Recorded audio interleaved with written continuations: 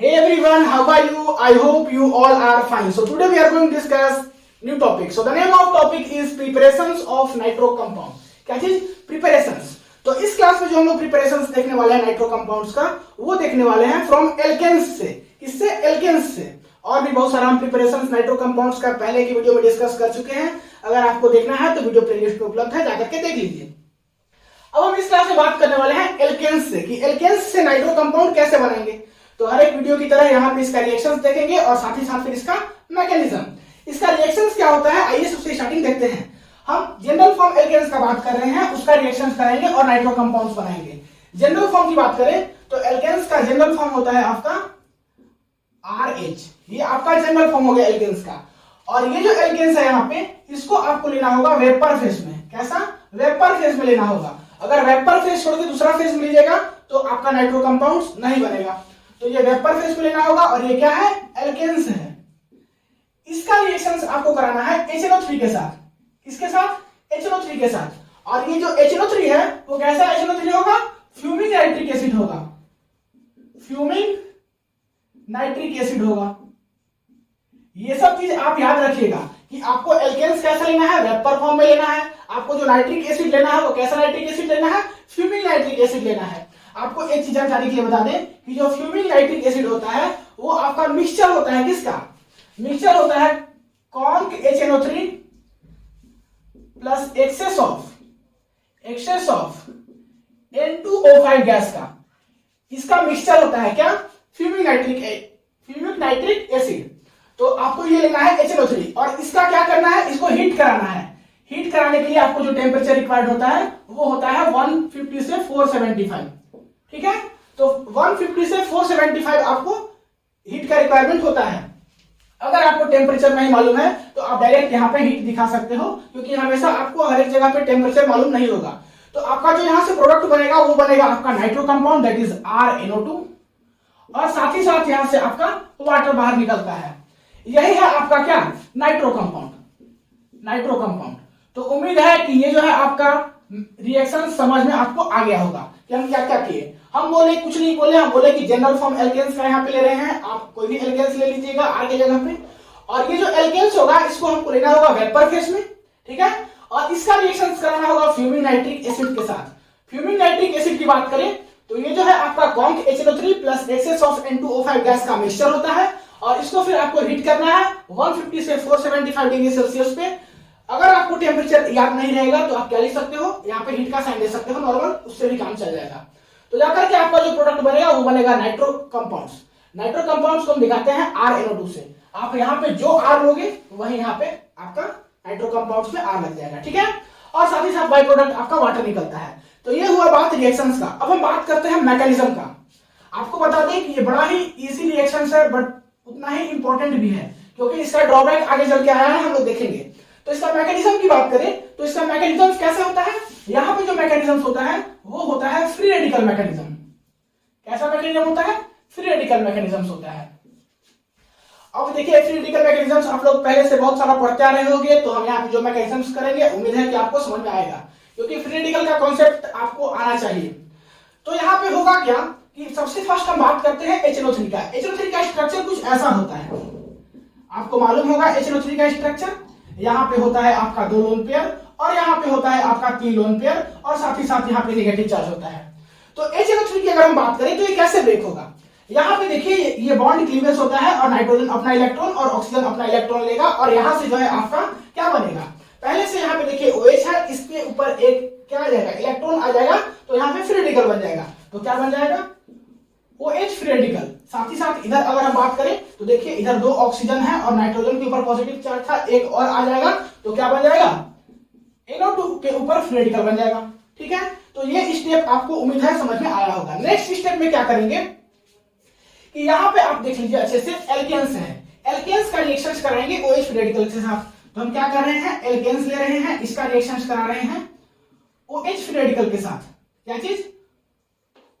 OH free radical के साथ. तो होगा क्या कि यहां पर भी सेम काम, बॉन्ड ब्रेक होगा, हाइड्रोजन अपना इलेक्ट्रॉन शेयरिंग वाला अपने पास ले लेगा और ये जो R ग्रुप रहेगा वो अपना इलेक्ट्रॉन शेयरिंग वाला अपने पास ले लेगा. और ये जो है आपका फ्री रेडिकल इस हाइड्रोजन के इलेक्ट्रॉन के साथ मिलकर के बॉन्ड बना लेगा और यहाँ से पानी बाहर निकल जाएगा और साथ ही साथ आपका क्या होगा, आर फ्री रेडिकल बनेगा। तो यहाँ से आपका आर फ्री रेडिकल बनेगा और इसका OH और इसका H मिलकर के आपका वाटर बन जाएगा। उम्मीद है ये भी स्टेप समझ में आ गया होगा। अब लास्ट स्टेप में आपको दिख रहा होगा क्या करना है, ये आर फ्री रेडिकल और यहाँ से बचा NO2 फ्री रेडिकल, दोनों का रिएक्शन करा देना है। फ्री रेडिकल मिलकर के आपका क्या करेगा, बॉन्ड बना लेता है। तो यहाँ से देखिए आपका आर फ्री रेडिकल और यहाँ से देखिए आपका NO2 फ्री रेडिकल, ये वाला NO2 और ये वाला आर फ्री रेडिकल, आपका ये दोनों मिलकर के क्या कर लेगा, बॉन्ड बना लेगा और साथ ही साथ बना लेगा RNO2। अब आप देख लीजिए कि यही जो है आपका वो क्या है, नाइट्रो कंपाउंड्स है। नाइट्रो कंपाउंड्स है। नाइट्रो कंपाउंड्स आपका यही प्रोडक्ट बनाना था। यहाँ पे आप देख लीजिए वही प्रोडक्ट हम बना लिए और साथ ही साथ आपका बाय प्रोडक्ट क्या बन रहा था, वाटर। तो वाटर भी यहाँ पे देखिए आपका ऑलरेडी बन चुका है। मींस नाइट्रो कंपाउंड्स एल्केन्स से कैसे बनाते हैं वो चीज देख लिए। अब बात करते हैं इसका रिएक्टिविटी ऑर्डर के बारे में। किस चीज के बारे में, रिएक्टिविटी ऑर्डर के बारे में। रिएक्टिविटी ऑर्डर के बारे में अगर हम बात करें रिएक्टिविटी ऑर्डर का, तो हम इसका 1 डिग्री 2 डिग्री 3 डिग्री तीनों केस में देख रहे हैं। दैट इज RCH3, RCH2 और एक और R यहां पे लगा दीजिए और ये आपका 3 डिग्री हो गया RCH, यहां R और यहां R। अगर बात करें इसका रिएक्टिविटी ऑर्डर की, तो नाइट्रेशंस का, किसका, नाइट्रेशंस का रिएक्टिविटी इधर जाने पे क्या करेगा, इंक्रीज करेगा, इंक्रीज करेगा। अगर आपसे कोई रीजन पूछे तो रीजन क्या बताइएगा, क्या रीजन बताइएगा। आप देख सकते हो कि ये 1 डिग्री है, ये 2 डिग्री है, ये 3 डिग्री है, ठीक है। तीनों में अगर आपको कोई पूछे कि नाइट्रेशंस का उधर जाने पे आपका क्या होता है, रिएक्टिविटी इंक्रीज करता है, तो रीजन क्या बताइएगा। रीजन आपको ये बताना होगा कि आपका फ्री रेडिकल जो है इधर क्या होता है, स्टेबल होता है। तो रीजन में आप लिख दीजिएगा कि due to stability of free radical, ठीक है। तो उम्मीद है कि यहां तक आप समझ में आ गए होंगे, आ गया होगा आपको समझ में, ठीक है। अब जो है आपका सबसे बड़ा इंपॉर्टेंट इस वीडियो का पार्ट जो कि है आपका इसका ड्रॉबैक। तो ड्रॉबैक बड़ा ही इंपॉर्टेंट है, तो फटाक से वीडियो को यहां तक पॉज करके नोट कर लीजिए। अब हम इसका जो बचा हुआ पोर्शन है ड्रॉबैक उसको देखते हैं, उसके बाद फिर इसका हम यहीं पे क्या करेंगे, इस वीडियो को एंड करेंगे। तो फटाक से वीडियो को पॉज करके नोट कीजिए, ड्रॉबैक देखते हैं।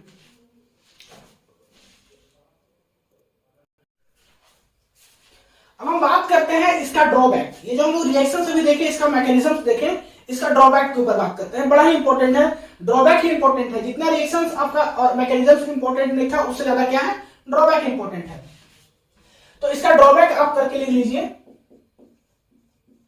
ड्रॉबैक देखिए क्या है इसका। इसका ड्रॉबैक है कि it is not suitable methods for preparations of higher alkanes, ठीक है। ये जो है आपका हायर एल्केन्स के लिए सुटेबल नहीं है। तो लिख लीजिए आप एक line, it is not suitable method for preparations of higher alkanes. Means अगर आप हायर एल्केन्स लीजिएगा तो ये आपका नाइट्रो कंपाउंड्स का फॉर्मेशन नहीं होगा। यहां पे जो नाइट्रो कंपाउंड्स का फॉर्मेशन हो रहा है वो कौन सा नाइट्रो कंपाउंड्स हो रहा है, नाइट्रो एल्केन्स, क्योंकि हम एल्केन्स से बना रहे हैं। तो हम सीधा बात आपको कहना चाह रहे हैं कि आप अगर हायर एल्केन्स लीजिएगा तो आपका नाइट्रो एल्केन्स का फॉर्मेशन नहीं होगा। इसका अगर रीजन की बात करें तो आप रीजन लिख लीजिए पहले, उसके बाद फिर इसको हम समझा देते हैं कि रीजन क्यों। इसका रीजन होगा कि mixture of different products are formed. बहुत सारा प्रोडक्ट का मिक्सचर का फॉर्मेशन होता है। तो mixture of different product are form, तो उसे आप कैसे पता करोगे कि कौन सा मिक्सचर में नाइट्रो कंपाउंड्स है। मींस बहुत सारा कंपाउंड से बटा रहेगा, तो आपको उससे डिटेक्ट करना क्या होगा, बड़ा ही मुश्किल काम होगा। तो आपको रीजन में क्या लिखना होगा कि mixture of different product are formed, different product are formed, ठीक है। बहुत सारा नाइट्रो कंपाउंड्स का मिक्सचर फॉर्मेशन होता है, तो आप हर एक कंपाउंड से डिटेक्ट करना आपको क्या होगा, मुश्किल होगा।